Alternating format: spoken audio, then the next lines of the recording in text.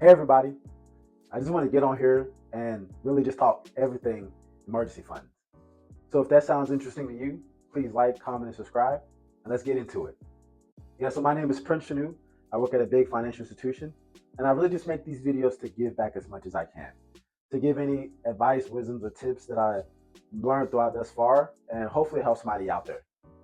So really just want to talk about 5 things that has to do with the emergency funds. First, I want to talk about why do you need an emergency fund? Second, I want to talk about how much should you put into your emergency fund. Third is where should you keep your money at for your emergency fund. Fourth is how do you even build up your emergency fund? And then fifth is when should you or when should you not use the money within your emergency fund. So let's hop into the first thing. Why do you even need an emergency fund?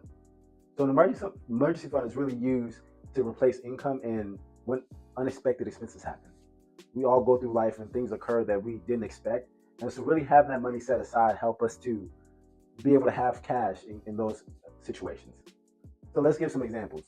One, let's say if you have a job loss, or another, say you have medical bills that you may have to pay, unsuspected medical bills.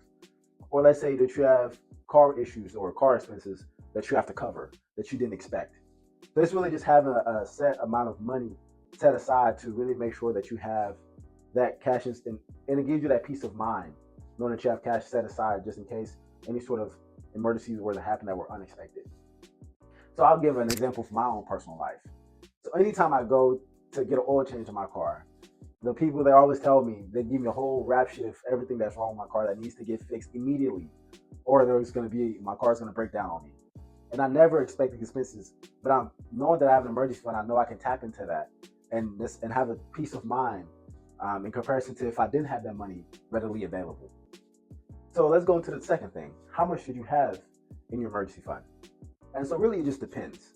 So it depends. Truly, we try to say between 3 to 6 months of expenses, but it really just depends on your situation.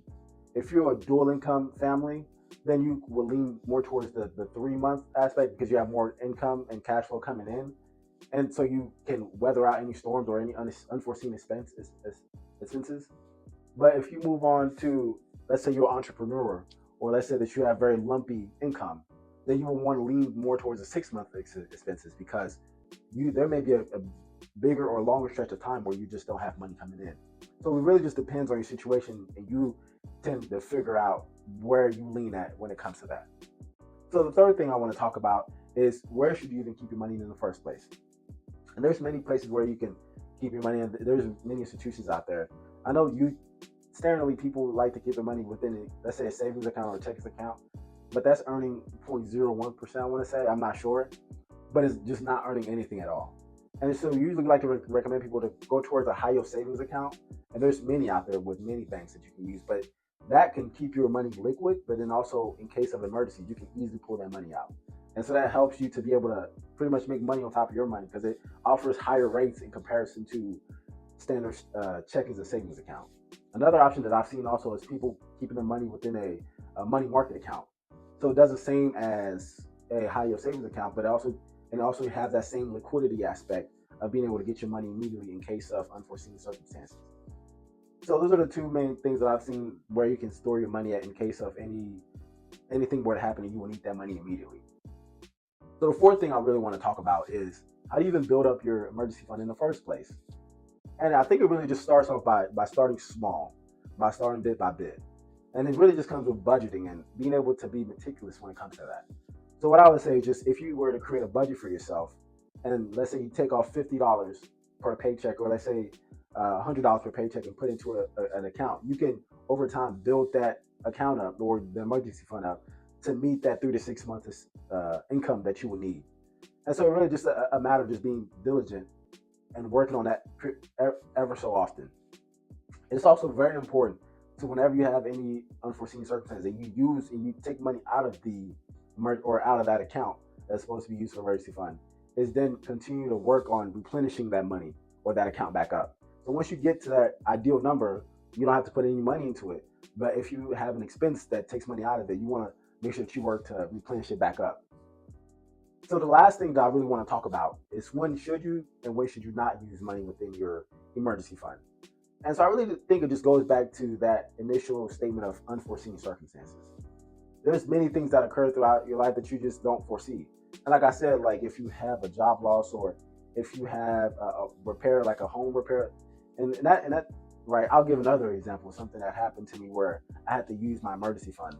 And so about a month ago, I want to say about a month and a half, give or take, I had a basement leak. It rained really bad here, and rain got all in the soil, and it started leaking out of my basement. And it's one of those things that I didn't know what to do. It was the first instance where I truly didn't know how much it was going to cost. But I had a sense of peace of mind knowing that I had money stashed away in case of these events were to happen. Because not a matter of when it's not a matter of if, it's a matter of when. And you don't know what it is, but you knowing that you have money set aside for those expenses truly gives you a peace of mind that you can't really put a price tag or you can't put words into that.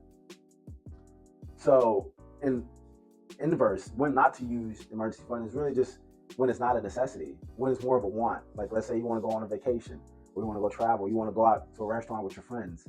I wouldn't necessarily say that constitute you needing to pull money out of your emergency funds. So really, let me just recap the 5 things I talked about in this video. 1, why do you need an emergency fund? 2, how much should you have in your emergency fund? 3, where should you keep the money for your emergency fund? 4, how do you build your emergency fund? And then 5, when should you and when should you not use the money within your emergency fund? I truly hope this video helped. If you have any questions, please put them in the comments. Would love to hear it from you all. I guess how much would you say is sufficient for an emergency fund? Let's get a conversation going. Thank you once again. Please like, comment, and subscribe, and I'll talk to you soon.